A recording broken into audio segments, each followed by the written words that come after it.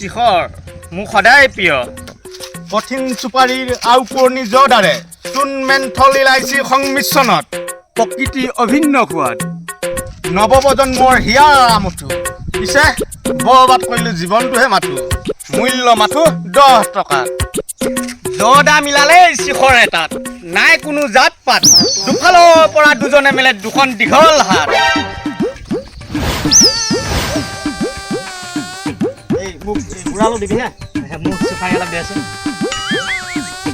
হাই ৰে ভাই পাণ মছলাৰো আছে বহু জাত এবাৰ দিলেই মুখত এয়াতো হৈ যায় কঠিন বাট কোম্পানীৰো দীঘল হাত অধিক ৰাজহৰ লোভত চৰকাৰে কৰে মিট মাত ঘৰত খাব দিছিলে গাখীৰ ভাত কৰি আছিলোঁ উৎপাত এতিয়া জীৱনটোৱে এখিলা সৰাপাত মোৰ মৰমৰ ভাই বন্ধু সকলোকে কৰজোৰে অনুৰোধ কৰিছোঁ পাণ মছলাৰ পৰা মুক্ত থাকক সুস্থ থাকক সুৰক্ষিত থাকক